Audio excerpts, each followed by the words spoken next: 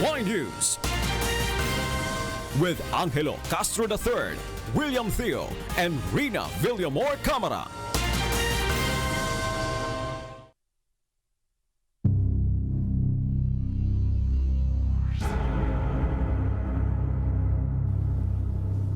Good evening. The Department of Agriculture says the shipping ban on poultry products from Luzon might be lifted in the first week of September. Ray Pelayo will tell us why. The shipping ban imposed for poultry products from Luzon might be lifted 21 days after its implementation, according to the Department of Agriculture, if no new cases of bird flu infection will be recorded. Secretary Manny Piñol adds that the derby has also been prohibited across the province of Pampanga to prevent the spread of the virus. Kasi di ba yung sabong involves movement of fowls from one place to another. Meanwhile, from 36 farms, only 27 farm owners have surrendered their chickens for culling. This means the number of chickens to be culled has been reduced to 500,000 from the initial 600,000. Piñol says those who are within the 7-kilometer control zone have decided to slaughter and store their chickens. So store muna, may cold storage naman sila, and antayin pag na-clear yung kanilang area, then they could even sell it sa December pa. The secretary also reveals a number of chicken deaths in other parts of the province, but none of them shows indication of bird flu infection. Ray Pelayo, UNTV News and Rescue, Quezon City. The Pampanga government has deployed an augmentation team to San Luis, Pampanga to help agriculture personnel. Leslie Longboan will tell us why.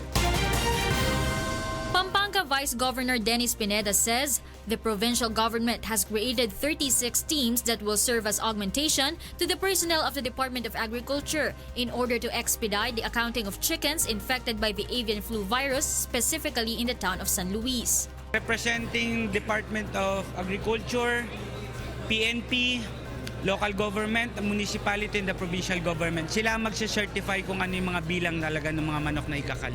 Agriculture Secretary Emmanuel Piñol explains the said teams will be the ones to account the affected fowls outside the 1-kilometer radius that farm owners surrender for culling. Outside of the 1-kilometer radius, itong mga teams na ito na magbibilang kung ilang manok, ilang itik ang makakal, no?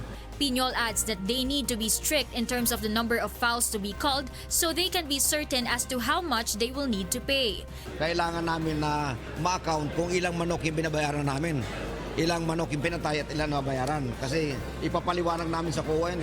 The accounting has started today in barangays outside the 1-kilometer radius. The augmentation teams are apart from the soldiers from the Philippine Army who were sent to help in the operations of DA in Pampanga. Para mag-assist dito sa DA dahil sabi nga kulang din sila sa tao, so magdagdag lang kami ng tao sa kanila. DA also promised to release the payment for culled chickens to affected farmers so they will have money to use to recover their livelihood. Leslie Longboan, UNTV News and Rescue, Philippines. Poultry raisers in Bulacan are trying all means to save their livelihood amid the avian flu crisis. Victor Cosare will tell us why. Poultry raisers in the province of Bulacan expressed concern about their businesses amid the avian flu outbreak. Tommy Cruz has been a duck raiser and duck egg producer for 35 years. He complains earning less and sales become slack. Mga 35 years na siguro na kami na nag-iitik. Pero ngayon lang namin naranasan ito ganito. Sa tatlong buyer na kumukuha sa amin, halimbawa kumukuha sila ng 10,000, ginawa na lang nilang 5,000. Because of the negative impact of the bird flu scare, they worry as to how they will dispose and sell their products. Kuha namin sa maalat na iklog, yung red eggs, o kaya naman kung hindi pa rin makakayanan doon, patutuloy na namin na para maging inakay. Alagaan na lang namin. Ngayon, problema pa rin yun. Kasi hindi naman lalaki yung mga inakay na yan ang hindi kakain. Kaya kailangan makapagbenta pa rin kami na iklog. They call on the government to issue them certificate that allows them to sell their products to Visayas and Mindanao, considering that Bulacan is not affected by the virus. Kompetensya po ang nangyayari.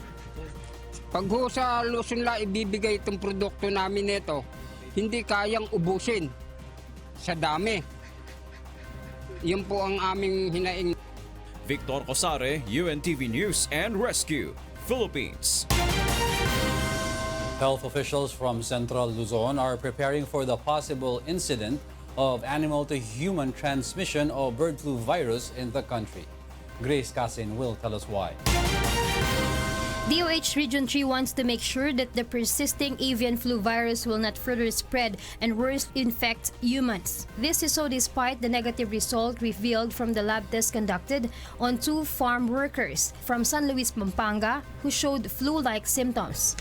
For this reason, health workers from Central Luzon agree on the importance of providing the community's awareness about the bird flu virus. Preparation sa bird flu is nag-start na siya nung Friday pa. Nagkaroon kami ng call from the USEC Tayag na meron tayong bird flu outbreak dito. So nagkaroon na kami ng meeting with the different departments, nursing service, and the EXECOM regarding bird flu protocol. DOH Undersecretary Eric Tayag says those who are prone to infection are poultry farm workers in avian flu-affected farms and those who slaughter chickens, unaware that chickens are infected. Doon sa affected areas, alam na nila na habang nag-aalaga sila ng manok na may sakit o kaya kasama sila doon sa mga pumapatay sa manok sakaling procedure, nagkaroon sila ng ubo, lagnat, pananakit ng lalamunan, up to 10 days after yung huli nilang exposure, pupunta lang sila sa health center o ospital para sa ganon, ma-verify ng mga doktor kung yon ay dapat pangambahan o hindi. DOH advises communities near flu-affected farms to immediately seek medical consultation for proper diagnosis once they experience flu-like symptoms to prevent further complications. Grace Casin, UNTV News and Rescue, Philippines. Meanwhile, the services sector is seen to be the greatest contributor to the growth in the gross domestic product of the country since the second quarter of 2017. Joyce Balancho will tell us why. Philippine Statistics Authority or PSA reports that the gross domestic product of the country grew to 6.5% this second quarter of 2017. This is higher by 1 point than the first quarter. The gross domestic product or GDP measures the total value of products and services produced and provided by a country. National Economic Development Authority or NEDA Secretary Ernesto Pernia says the country is now ranking second next to China in terms of economic growth. The Philippines has exceeded the percentage growth of Vietnam and Indonesia. We remain one of the best performing economies in Asia. We are well on track to meeting our full-year target growth of 6.5 to 7.5%. Services and industry sectors, particularly manufacturing, trade, real estate, and business activities propelled the growth in GDP. This is followed by the agricultural sector that is seen to be continuously growing this year as well. Secretary Pernia clarifies that the issue of bird flu outbreak in Pampanga is not affecting the overall economic growth of the country since the incident has been contained in one area. It's being monitored very closely by the central bank, and it's unlikely to really gyrate widely. So as long as we're able to manage the fluctuation, minimize the any possible wide gyrations, I think we should be okay. Even the Marawi crisis has not taken a toll on the country's growth numbers, and Pernia said Mindanao has even contributed to the growth in GDP. However, PSA reported that in comparison to the same period last year, the country's GDP at present is relatively lower. Pernia explained GDP during a year with national elections is always higher compared to post-election year. The secretary is hoping that the numbers will continue to rise and country will be able to achieve its target growth of up to 7.5% this year. Joyce Balancho, UNTV News and Rescue, Quezon City. The Philippine economic growth rate is on track and it should be sustained through increased investments on infrastructures and social protection. Presidential spokesperson Ernesto Abella says the growth in the gross domestic product to 6.5% in the second quarter is one of the reasons why the Philippines remains as one of the fastest growing economies in Asia. Government spending also rose from 0.1% to 7.1%. Meanwhile, some senators are set to push for the allocation of the revenue from the tax reform package to free college, public transport, and health services. Nel Maribuhok tells us why. An apparent compromised agreement is now getting finalized between the senators and the economic managers of the Duterte administration with the passage of the controversial tax reform package. According to Senate Committee on Ways and Means Chair Sani Angara, they want to allocate the additional revenue to programs that will directly affect the poor families. Kung ito'y dapat free tuition, i-expand yung PhilHealth, ilagay sa pangtransportasyon, pag-improve ng pagpapaganda ng MRT, LRT, yun talagang mararamdaman kagad ng tao kasi yung sakit nito mararamdaman din kagad. Some lawmakers are still concerned as to where the government will get the 20 billion peso budget for the implementation of free college law. The Department of Finance estimates that the government can collect about 134 billion pesos in the first year of implementation of the said reform. Senator Angara says that to date, the Senate and the Finance Department have arrived at an initial agreement on the issue. Kausap namin yung mga hepe ng economic agencies. Pumayag naman sila for 5 years. I-allot natin sa pro-people projects, pang tulong dun sa mga mahihirap. So sana hindi na magbago yung ganung agreement. Angara adds that the Department of Budget and Management and Finance Department are amenable to the said proposal as long as it will have a sunset provision or it will be under limited period to ensure that such can in turn be used to fund infrastructure projects. Nel Maribuhok, UNTV News and Rescue, Senate of the Philippines. In other news, the Bureau of Internal Revenue, or BIR, has filed new complaints against actor Richard Gutierrez before the Department of Justice. On top of tax evasion complaints, the BIR filed today falsification and perjury complaints against Gutierrez, accusing him of forging his income tax and value-added tax returns. BIR says the actor attached fake documents to his counter affidavit in response to the tax evasion complaint he is facing. Gutierrez or his camp has yet to comment on this. The BIR is running after him for alleged 38.5 million peso tax liabilities for 2012. He submitted documents attached to his counter affidavit. And we verified these documents and discovered that these are the documents that he submitted to the DOJ are fake. And as mentioned here, there are two sets of those. The two sets that were submitted are both fake. There is a name in there's a stamp received in the documents. So we traced that. There's a name there. The person who allegedly received it has denied and that receiving that. It is not his signature there. Also, the stamp that was used is not the stamp that is used in that office, which they claim to have submitted the tax returns. Uber has initiated to provide 500 to 1,200 pesos daily compensation to its drivers and partner operators for 1 month. John Nano will tell us why. Uber has advised their drivers and partner operators that the company is giving 500 to 1,200 pesos daily compensation while LTFRB's 1-month suspension order is in effect. The compensation will be based on the performance and travel hours incurred by the drivers in the previous month. LTFRB is glad that Uber initiated such move. So on that score, ang panalo ho dyan yung at least yung TNVS. At least now, Uber is somehow reaching out to them and acknowledging na when you're giving something to them, alam nyo rin nalagay nyo nga sila in that compromising situation. Kasi kailangan nilang kumain din, kailangan din nilang maghanap buhay. But some Uber drivers argue that such amount is not enough for their daily expenses. Di po sasapat yun kasi anong nangyari po minsan sa isang pamilya, pag mayroon po gumagastos na 300 to 600 per day So yun po ang hinahabol namin. Hindi kakayanin pag 500. Lalong-lalo na po ngayon, yung ginagamit kong sasakyan, hindi ko sarili. Naguhulog lang po ako ng 19,000 isang buwan. Kaya kung bibigyan niya kami ng 500 sa isang araw, wala na po akong maihulog dun sa ginagamit kong sasakyan.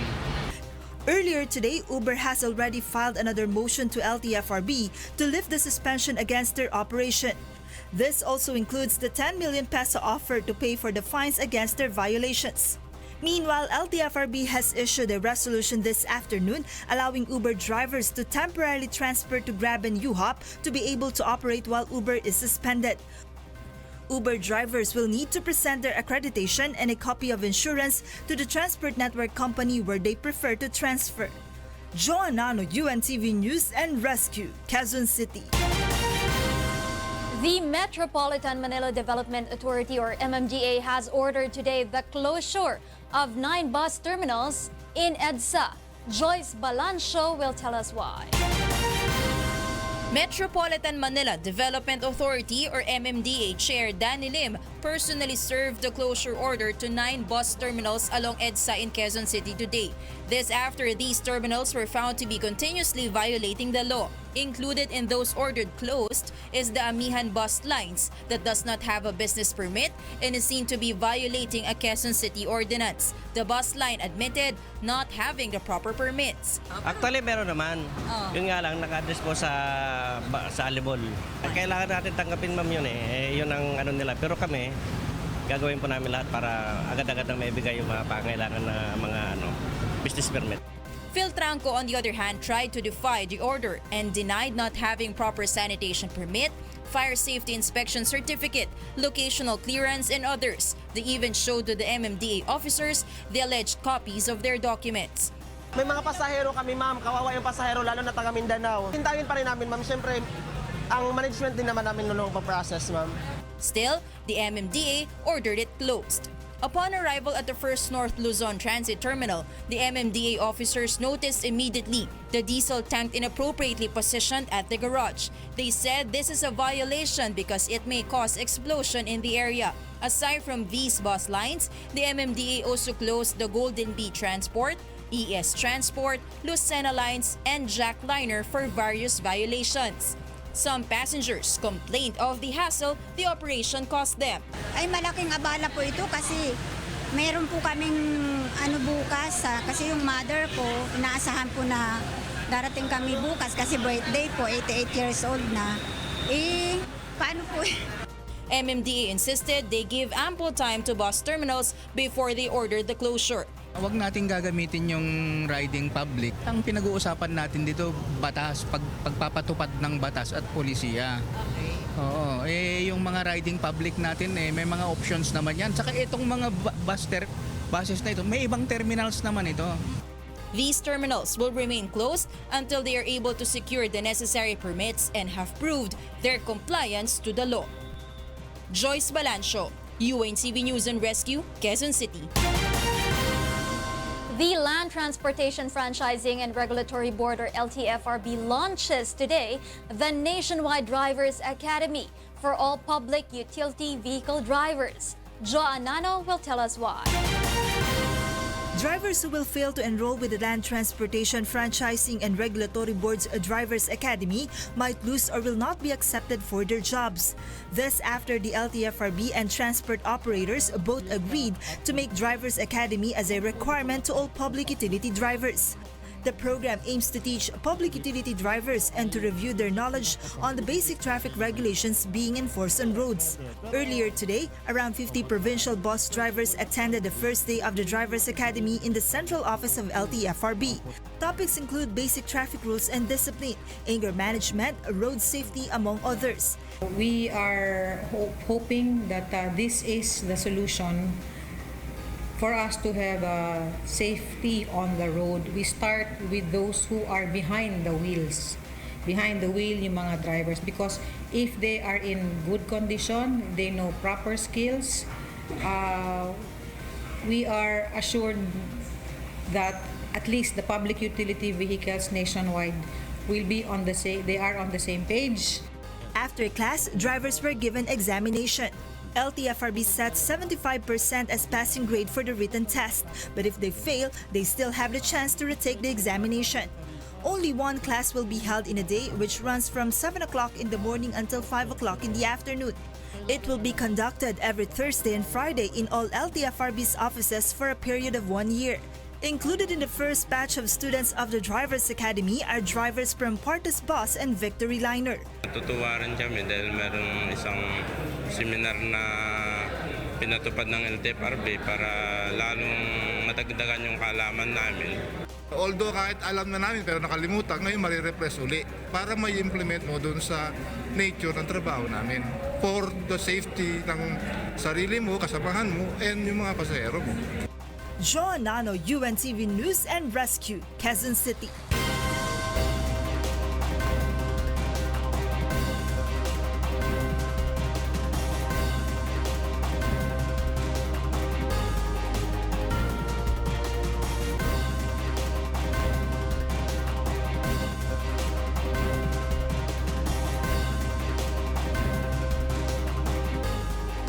The Makabayan bloc at the lower house blames President Rodrigo Duterte over the Commission on Appointments' rejection of the appointment of Secretary Judy Taguiwalo as Department of Social Welfare and Development Chief.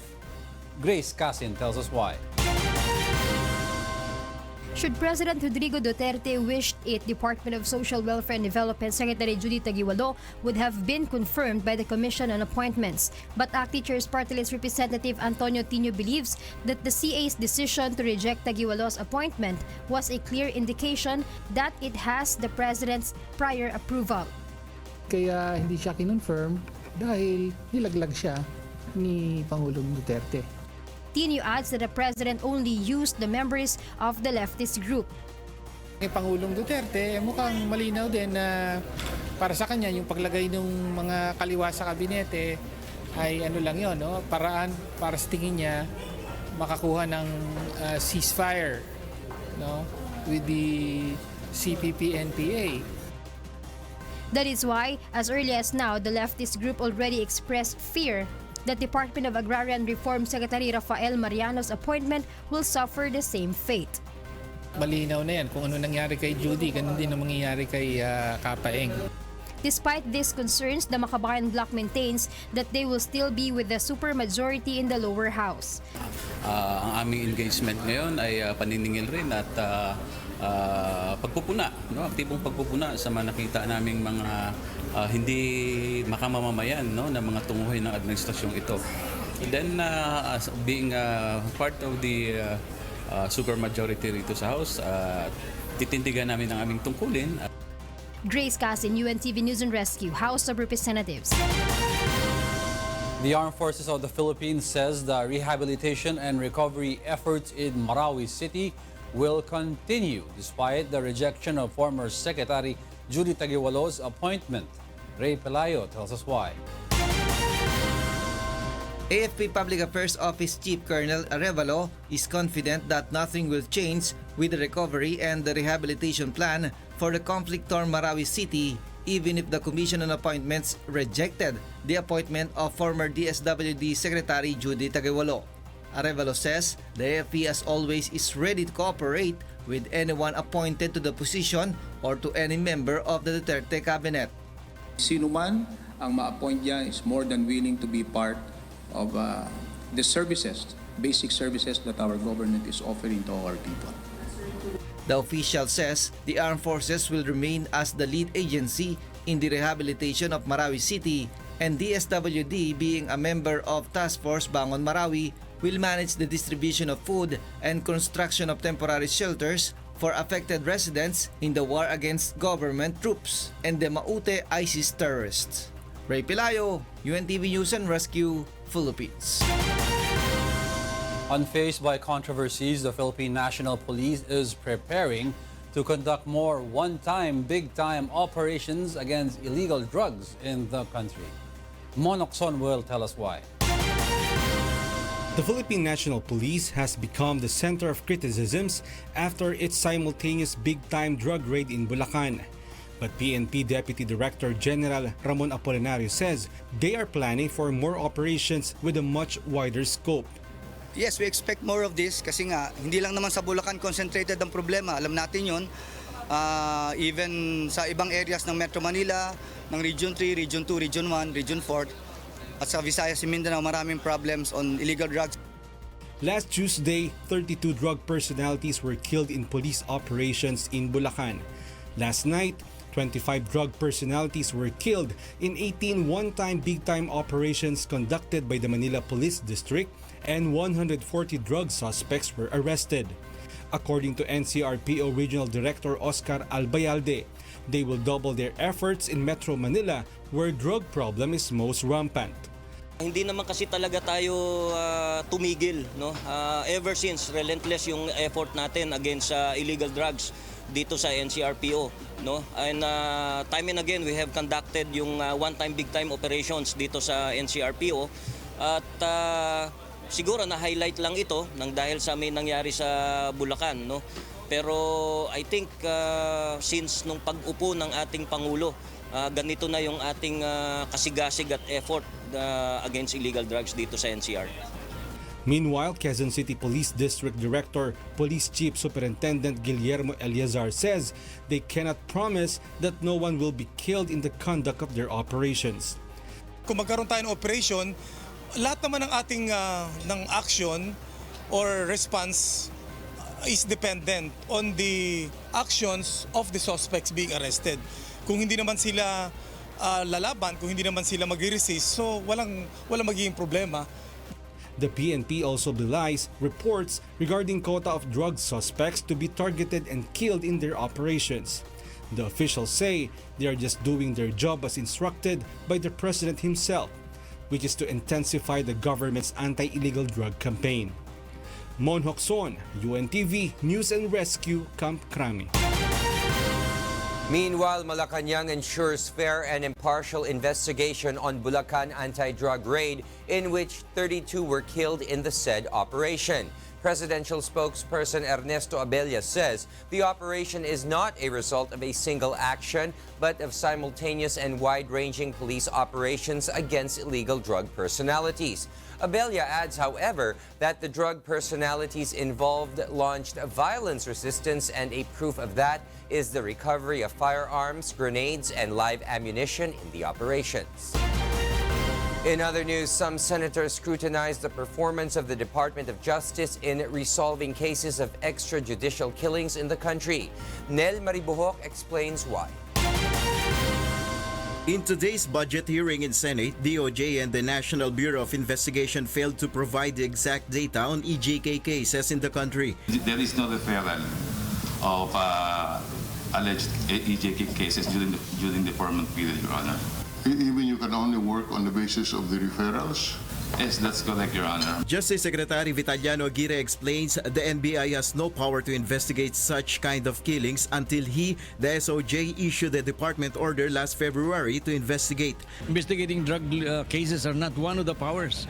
So, tama-tama lang when I empowered the NBI to investigate drugs. According to the data of NBI, 37 cases were already investigated. But Senator Franklin Drilon expressed doubts that the Department of Justice has no knowledge over cases of killings connected to the administration's campaign against illegal drugs.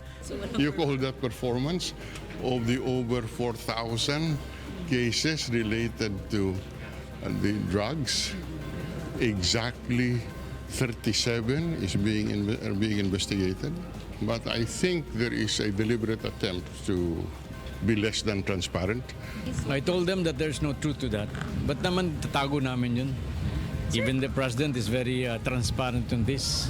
Meanwhile, about 17.3 billion pesos is the 2018 proposed budget of DOJ, which is higher than this year. Meanwhile, the NBI maintains a budget proposal of 1.4 billion pesos, and 33.33 million pesos has been allocated for the implementation of the Presidential Task Force Against Media Killings. Nel Maribuhok, UNTV News and Rescue, Senate of the Philippines. In other news, 3 suspected Abu Sayyaf members underwent inquest proceedings at the Department of Justice for rebellion charges. They were identified as Marmin Magdirul, Isa Ukang, and Ismael Abdullah, who were arrested following a firefight between Marine troopers and the armed group of Nur Supyan, who were encamped at Camp Jabal Nur Tiger Base in Sitio Langu, Barangay Pang, Kalingalan, Calawang, Sulu last August 10. Numerous high-powered firearms, including a caliber 50 sniper rifle, assorted live ammunitions, improvised explosive devices, and military uniforms were recovered after the encounter. The suspects will be transferred to the Special Intensive Care Area inside Camp Bagong Diwa in Taguig City. A variety of agricultural products sold at lower prices can be bought in Quezon City through the Department of Agriculture's project. Ray Palayo tells us why. Consumers flock to Tienda Farmers and Fisher Folks outlet in the grounds of Agricultural Training Institute in Elliptical Road, Quezon City today. Around 90 farmers and fisher folks from different parts of the country have brought their products so that the public can buy them at a lower price. This is because there is no middleman required. For instance, a kilogram of eggplant can be bought here for only 35 pesos as compared to 100 pesos per kilo in regular markets. Peche Baguio costs 45 pesos per kilo, same with a kilogram of onion, while a kilo of avocado only costs 50 pesos. This system is also beneficial to farmers as they earn 25% more. Mas malaki po ang kita namin kaysa yung ibagsak po namin sa mga market po, sir. Avocado, durian, yan, panregalo ko sa ex-girlfriend. Meanwhile, Secretary Manny Piñol and other DA officials initiated the eating of duck meat from Candaba, Pampanga to show that they are safe for consumption. Kaya nga nagbibigay kami ngayon ng free tasting to show that it's safe. The Tienda outlet will serve the public until tomorrow from 8 a.m. to 5 p.m. DA also plans to do it on a regular basis in different parts of the country. Ray Palayo, UNTV News and Rescue, Quezon City. The Department of Health has already prepared the draft executive order limiting the distribution of medicines for tuberculosis patients. Aiko Miguel tells us why. Tuberculosis patients will soon get their prescribed medicine only from the Department of Health and not in public pharmacies. This will be implemented as soon as President Rodrigo Duterte approves the draft executive order, which Health Secretary Pauline Obial will submit in September. The EO aims to solve the problem of TB patients of not consistently taking their medicines, as well as to maintain proper administration of the medicine. If DOH will provide it until we are the only source of the drugs, I think with our success in leprosy, that's how we made it. Only Department of Health has the drugs for leprosy. So all cases that are diagnosed really take the drug, it's for free, and they complete treatment, and there's no drug resistance. And that's a bold step in terms of how we handle tuberculosis. DOH and stakeholders also want the stigma about TB patients to be cured. Mildred, who has been a TB patient for 10 years and now a survivor, supports the advocacy of curing and administering proper treatment to TB patients. Being a responsible patient, pero yun yung marireceive mo. Na kaya ka nagmamask para hindi ka makahawa, pero mas lalayuan ka pa. Also, discrimination in employment. Based on 2016 National Tuberculosis Prevalence Survey, 581 new TB cases are recorded yearly and 22,000 TB patients die each year in the Philippines. This is why DOH and WHO target to lower the number of new cases to 80% and death rate to 90% in the span of 13 years. The World Health Organization is also alarmed about the survey results. We are concerned about the big number of people here in the Philippines who live with TB, more than 1 million. There hasn't been a decline. DOH also plans to implement home and community-based detection and treatment of TB patients. DOH will also set up mobile checkup van with X-ray scanners, which will be offered free because tuberculosis are oftentimes detected without symptoms. Is check up. Whether you're sick or not, you have symptoms or not, you need to be to have a checkup. And the main tool now is not the sputum examination, which we used to have. It's X-ray, chest X-ray. Aiko Miguel, UNTV, News and Rescue, Manila. Coming up on Y News, the United Nations calls on all nations to stand up against racism and xenophobia amid white supremacist demonstrations in the United States. Americans prepare for once-in-a-lifetime event of total eclipse next week. And tourists enjoy their stay behind bars in Bangkok's first prison-themed hostel in Thailand. More from Y News after this break.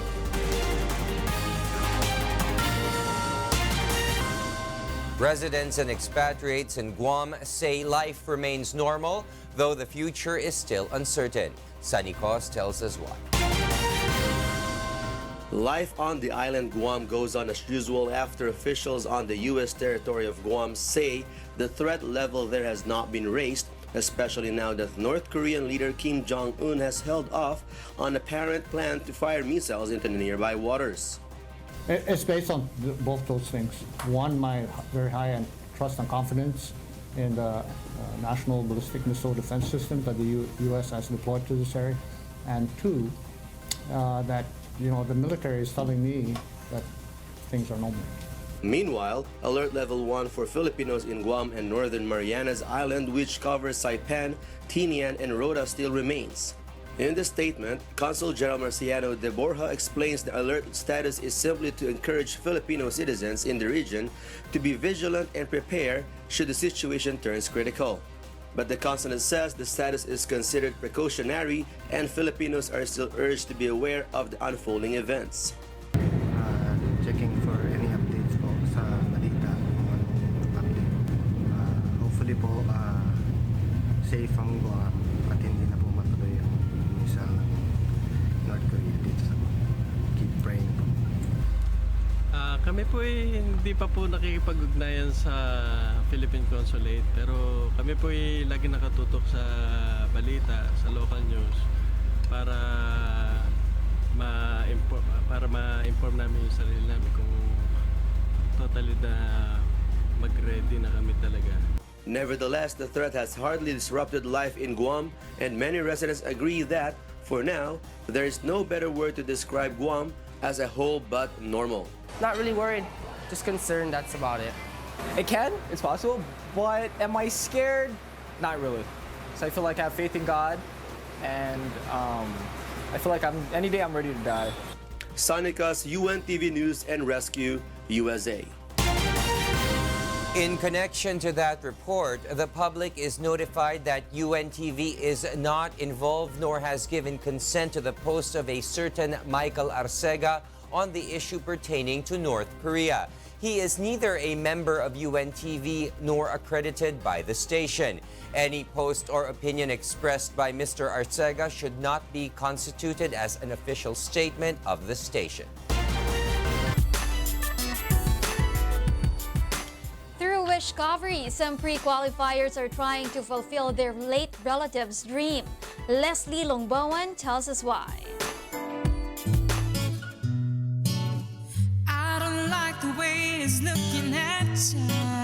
Some Wishcovery pre-qualifiers are determined to win the competition not only because of their dream. Among their inspirations are their loved ones who are no longer with them now. But you never see the end of the road while you're traveling with me. One of the pre-qualifiers from Cebu dedicates her Wishcovery journey to her grandfather, who was the one who took care of her. She would be happier to see him as she sings on stage. However, just like the very day when she had to be brave when her grandpa died, she needs to face the competition now alone yet with a strong heart.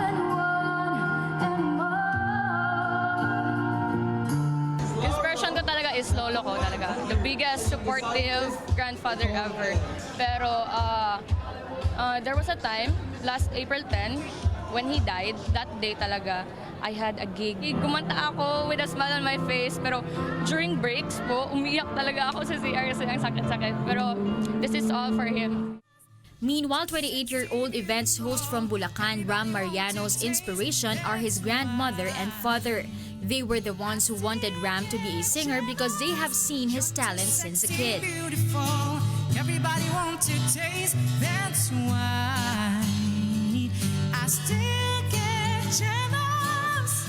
His grandmother and father died year after the other, but Ram promised himself to continue their dream for him. Actually, hindi naman basta kahit hindi manalo. Basta yung pride, parang proud lang siguro sila kung nandito sila ngayon na nakikita nila ako na kahit paano na tutupad ko yung pangarap ko, yung pangarap nila para sa akin dati.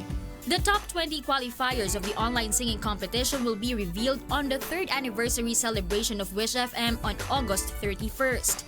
Frian and Ram are both hoping that through Wishcovery, they would be able to realize the dream of their loved ones whom they are really thankful to.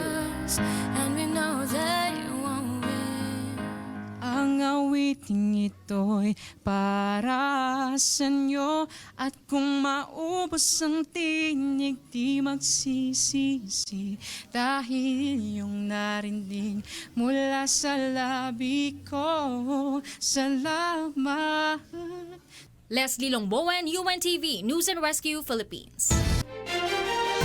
Hey, Will, before we end, we'd like to thank two of our guests for tonight, Rina and her baby. Oh, Yes. that's one plus Early me. newscaster. Early news That's anchor. right. You Thank trained you, them guys. early. Yeah, those are the reasons behind the news, August 17, 2017. I'm Angelo Castro III. Reasons we deliver to you as they unfold. I am William Theo. And I'm Rina Villamor Camara, because we need to know. We will always ask why. Thank you for watching. Why News.